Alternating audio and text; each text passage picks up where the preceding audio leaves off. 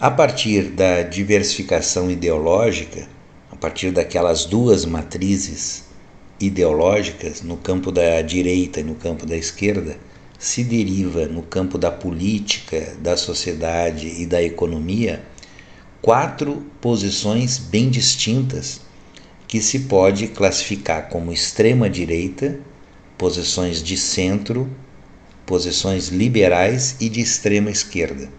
É claro que esses blocos que eu vou aqui caracterizar não são blocos rígidos, mas que a gente vai encontrar elementos em cada um desses blocos para poder identificar em que campo ideológico as pessoas têm suas ideias, apresentam soluções e têm uma prática definida. É importante lembrar que no campo ideológico nós temos posições internacionais. Não estamos nos referindo apenas a situações no Brasil, mas sim em todo o mundo. Por exemplo, no caso da extrema-direita, nós temos vários exemplos que demonstram que essas posições são muito anacrônicas, né? Completamente fora da realidade, completamente fora do contexto de vida, e também são muito sectários. Sectários é uma palavra que precisa ser ressignificada. Sectário é uma expressão que designa as pessoas que não dialogam, que são incapazes de escutar,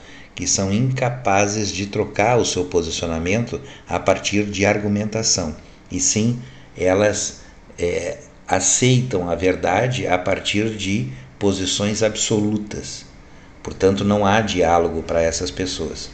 Como não dialogam, são inflexíveis, são completamente dogmáticos, acreditam em verdades absolutas, são xenofóbicos, nada de acreditar naquilo que é diferente, naquilo que é estrangeiro, naquilo que não é exatamente como eles pensam, como eles são, como eles agem. São incoerentes porque aceitam aquilo que faz algum sentido para os seus interesses.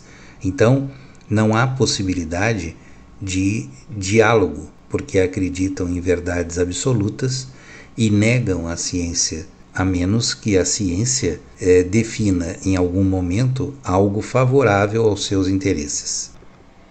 No Brasil, no campo da extrema-direita, nós encontramos o posicionamento recente dos últimos 4 anos no governo liderado por Jair Messias Bolsonaro, uma posição extremada à direita que se relaciona com posições norte-americanas e europeias, com esse caráter mais extremista pelo lado direito. Na extrema esquerda, nós também temos algumas características semelhantes à extrema direita, porém defendendo outras verdades. São também anacrônicos, bastante sectários, são muito inflexíveis, seus dogmas são as suas próprias doutrinas, têm uma característica armamentista e bastante estatizantes.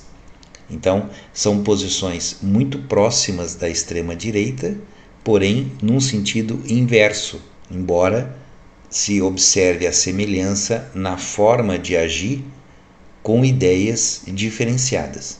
No campo da extrema esquerda, nós encontramos grupos vanguardistas, como são aqueles que nós encontramos na Palestina, por exemplo, nós encontramos na Coreia do Norte. No campo da extrema esquerda no Brasil, nós encontramos partidos radicalizados, poucos partidos e não muito expressivos, e também encontramos posicionamentos históricos, como já foi o caso da guerrilha no Brasil.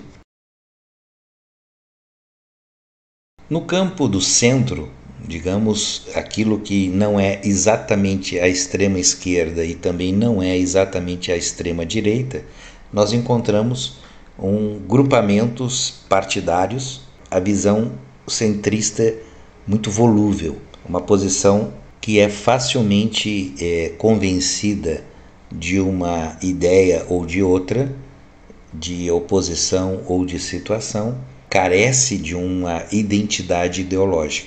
São fisiologistas, no caso, são pessoas que estão sempre ao lado de quem governa, de quem define, para buscar as benesses ligadas a quem tem o poder na mão. Profundamente individualistas, sem uma ideologia coletiva, ao contrário, eles se adaptam a qualquer espaço de dominação, de governabilidade e se acomodam a partir de cargos que vão possuir na esfera de governo para a obtenção de poder, para garantir a sua situação individual. No Brasil, nós temos partidos políticos que se identificam bastante com a posição de centro e até mesmo frentes parlamentares, como é o caso do Centrão, que, independente do governo, ele vai sempre buscar as suas posições de cargos para manter a sua posição de poder. No caso dos liberais, que é um campo entre o espaço da direita e o da extrema esquerda e da esquerda, nós temos posições intermediárias. Por exemplo, tem uma visão de pouca interferência do Estado na economia. Ao contrário, a lei de oferta e procura é quase um dogma. O livre comércio, a livre concorrência, a defesa da propriedade privada e a liberdade individual são as definições mais claras para poder identificar um posicionamento liberal. Existe uma expressão francesa que caracteriza muito bem o que representa esse universo liberal.